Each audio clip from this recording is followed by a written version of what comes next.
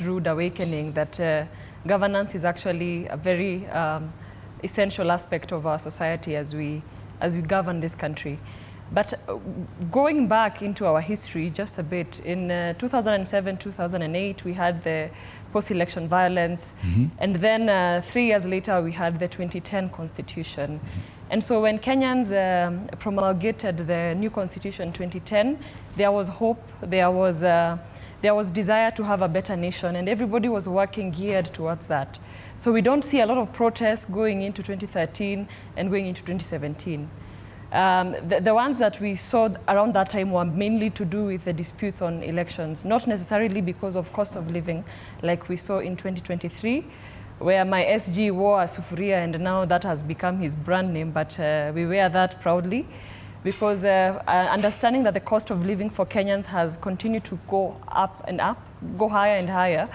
And so that becomes something that we really need to discuss as a nation. Okay. But then the other thing is that the 2020 pandemic brought us alive and closer to technology. And one of the silver linings that we had from that is to enjoy digital services more than physical engagements. And so the 2023, 2024 comes at a time when Kenyans are digitally connected.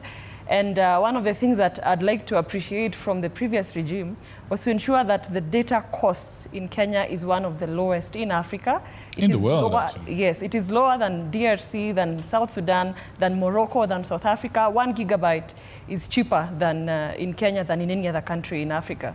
And so we see that we are able to access data, even whether it's through Wi-Fi. Wi-Fi in other countries is very expensive for a monthly household, but for Kenya it's fairly cheaper compared to the rest of Africa. But if the current regime goes into the direction of taxing digital platforms, then it will go higher. So these are some of the things that, as advocates, we should solely defend, because access to information is everything.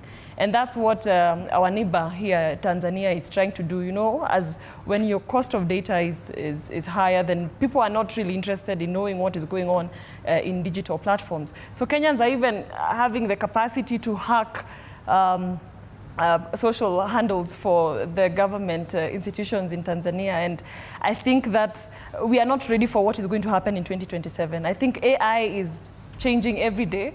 Now we are seeing babies talking on social media, and that was not there a month ago. It was not popular a month ago. But in 2027, I don't think we are ready for what's going to happen. It's going to be bigger and better for the young people. I think this is our election, and what I'd like to remind young people is that, you know, this phase is an ovulation phase, and we must conceive. And if we don't conceive now, we will need another 28 days. And 28 days for a political process could be 5 years, 10 years, 50 years. So let's conceive now. Wow, okay. And Angel, I have a question, just a quick follow-up.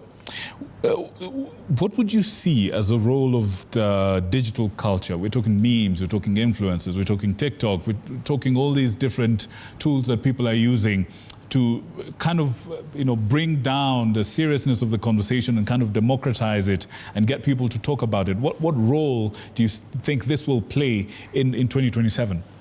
I think it's a very... And political parties such as yourselves, how are you going to plug into this, you know? You know, for a long time, we've always wondered, how do we convert online sentiments into physical actions? And that's one thing that the Finance Bill 2024 brought out. When we had because protests didn't begin in 2020, in June 2024, on June 25th, protests didn't begin then. 2 months, 3 months before that, Eric Omondi had tried to go to parliament. Other activists, Akina Boniface, had tried to go to parliament as well. We had the Jubilee Party that had tried having the protests even in 2023 in the previous financial bill. So these were things that were just gearing up to 25th June. So that was just as a result of all that. So converting online sentiments to actual physical engagements is one thing that we've never been able to do as a country. That's why our politicians came out, like Alice Nganga from Thika, saying that you know, you are just privileged people who have been able to go to the streets. I mean, there's who are just complaining, but you don't exist. You know, you are just the elites. Until now, when Kenyans decided to show them, this is exactly who we are and these are our faces. We'll go to to KFC, we'll show up in Ubers, we'll come with bottled mineral water.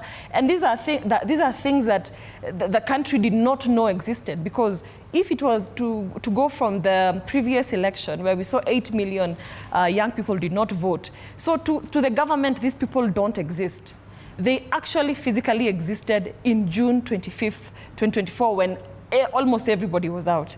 So these online engagements will actually translate into physical engagements and will have the potential to turn over the vote.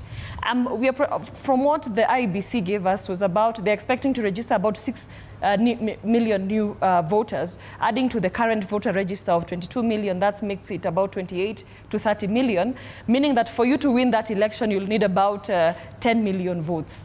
I wonder where this one-term guy is going to get 10 million people to actually go to the ballot and cast their votes. But more and more, because of online engagements and kusalimiwa na nini, those things are actually translating into actually physical engagements. So we cannot ignore the conversations that are going on online. They will surely translate into physical engagements.